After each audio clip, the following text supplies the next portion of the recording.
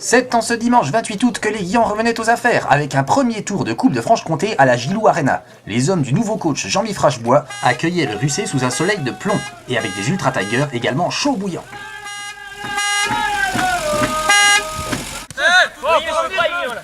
Après un premier round d'observation, eux retrouvaient un relais avec Mogno qui plaçait Dylan en position pour la première frappe cadrée du match. Les Ultras étaient toujours aussi chauds bouillants, alors très courtoisement, les joueurs du Russé allaient leur offrir une douche froide, en inscrivant le premier but de la rencontre au quart d'heure de jeu, par l'intermédiaire de leur numéro 7 qui ouvrait parfaitement son pied gauche. S'ensuivait alors une belle phase de domination des Oranges qui se révoltaient tout d'abord par l'intermédiaire d'un déboulé de Julien Gogel qui servait Dylan qui vendangeait joyeusement l'offrande. Puis sur un centre d'Euro, c'est Mogno qui par une double tentative chauffait la défense adverse. C'est ensuite un duo de Juju flamboyant qui s'offrait un raid dans la défense adverse, au terme duquel l'arbitre allait désigner le point de pénalty.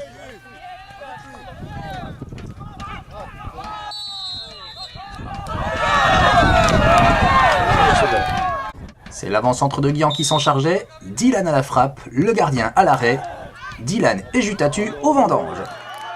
Mais juste après que le flow ait démontré que contrairement à Bambi, on peut être un fan et être très solide sur ses appuis, Jules Gogel sortait sa chaussure de velours pour lober le gardien du Russé d'un maître coup de patte.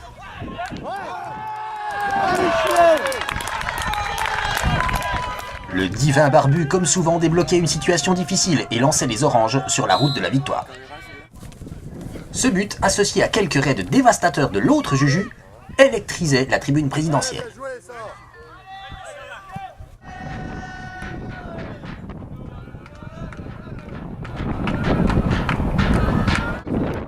Mais il en fallait beaucoup plus pour abattre les Bleus qui réagissaient très rapidement. Il fallait toute la vigilance d'un énorme Captain B3 pour contrecarrer leurs offensives.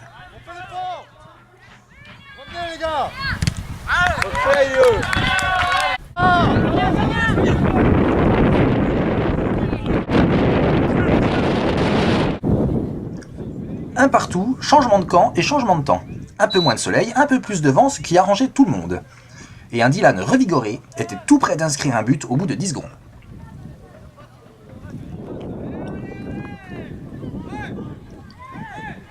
Quelques minutes plus tard, l'avant-centre des Tigres finissait par appliquer la consigne de coach Jean-Mi, à savoir « foulard au fond, nom de Dieu !»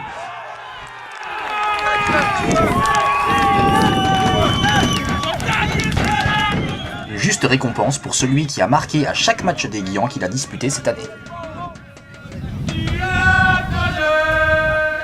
Les Guillans continuaient à se montrer costauds en défense, notamment grâce à un super flow à son nouveau poste. Et plein d'inspiration en attaque avec les Juju, Mogno, Euro et Dylan.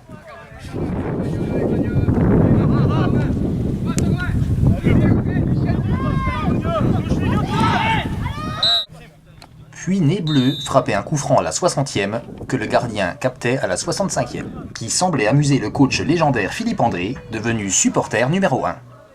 Moins drôle, après un bon travail du nouveau tigre Jérémy Gresset, l'extérieur du pied droit de Jules Gogel venait mourir sur la barre transversale, privant les spectateurs d'un chef-d'œuvre. Plus collectif, après un dégagement acrobatique de Nez Bleu, les Guillans s'offraient un joli mouvement qui manquait juste un peu de justesse sur la fin.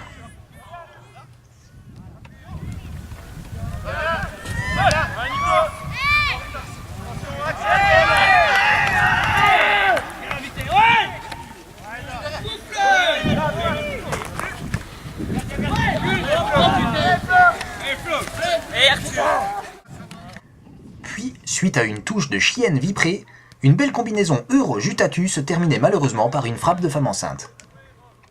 Mogno, en mode sanglier, trouvait Jules Gogel, le 1-2 ne fonctionnait pas, mais aboutissait sur une frappe d'Euro.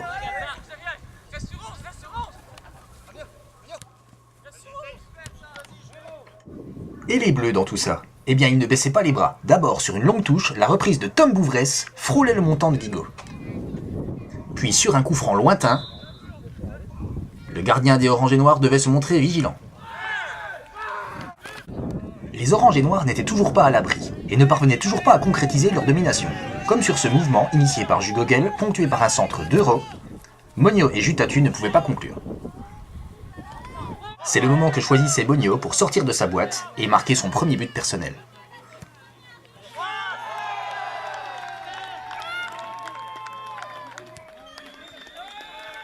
Et après que le Russé ait riposté sur un nouveau mouvement côté gauche, tout près de faire mouche,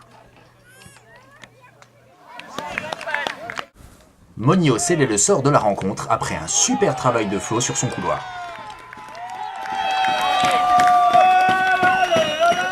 Qui donnait lieu à une belle accolade de barbus. Les supporters pouvaient exulter, d'autant que quelques minutes plus tard, sur un centre de judo-guel, Monio rendait l'appareil à son pote Flo pour le clou du spectacle.